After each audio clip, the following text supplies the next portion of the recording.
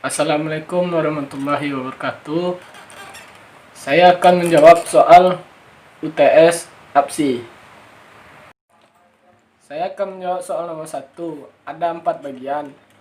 A. Sistem informasi. Sistem informasi adalah kombinasi dan teknologi informasi dan aktivitas seorang yang menggunakan teknologi untuk mendukung operasi dan manajemen. B. Aliran perencanaan sistem. Suatu bagian yang menggunakan arus logika dari data yang akan diproses dari awal suatu program dan akhir program. C. Aliran sistem informasi lama.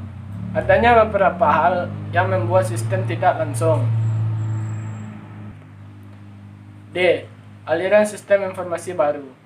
Adalah aliran yang sudah diperbaharui sedemikian rupa sehingga jalannya sebuah sistem informasi menjadi lebih efisien. Nomor 2. Suatu analisis perencanaan sistem informasi, bagan alir atau flowchart seperti gambar berikut ini. 1. Kartu plong atau punchat card merepresentasikan input atau output yang menggunakan kartu plong punchat card.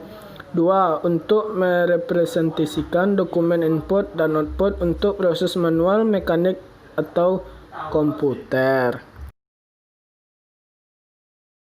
3. Online display merepresentasikan output yang ditampilkan monitor. 4. Paper tape atau kertas berlubang merepresentasikan input atau output yang menggunakan kertas berlubang. 5. Magnetic drum merepresentasikan input output yang menggunakan magnetic drum.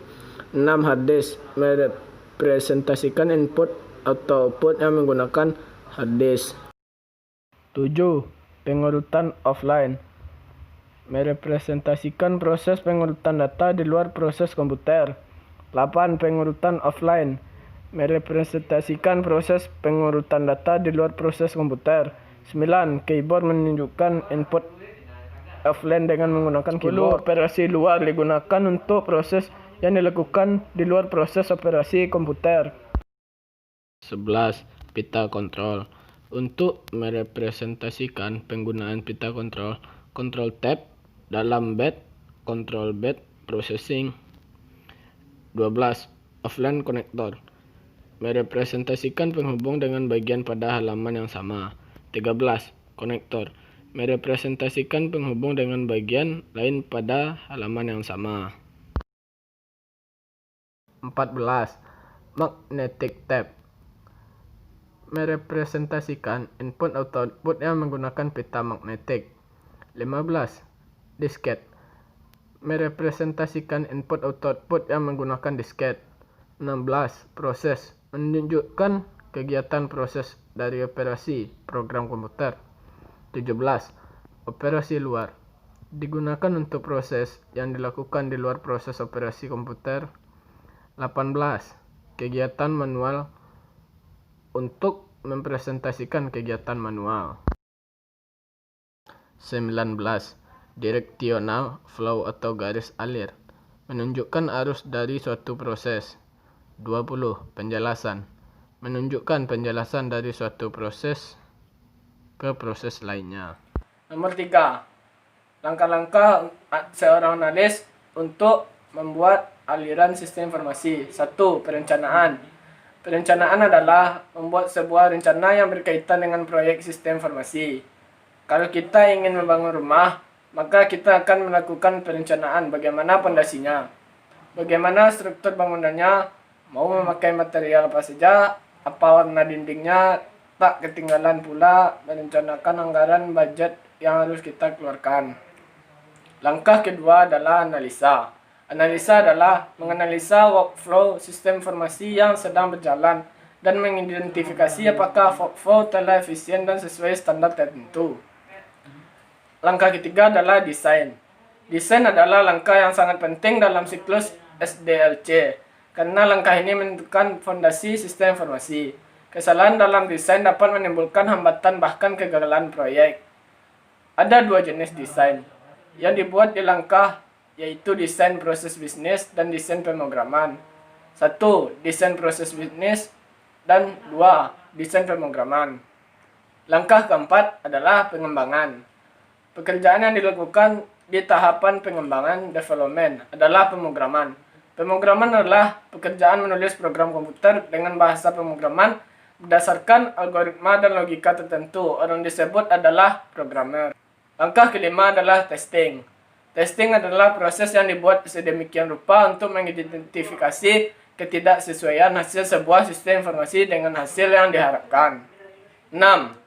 Implementasi. Implementasi adalah proses untuk menerapkan sistem informasi yang telah dibangun agar user menggantikan sistem informasi yang lama. Proses implementasi: A. Memberitahu user. B. Melatih user. C. Memasang sistem atau install sistem. D. Entry atau konversi data. E. Siapkan user ID.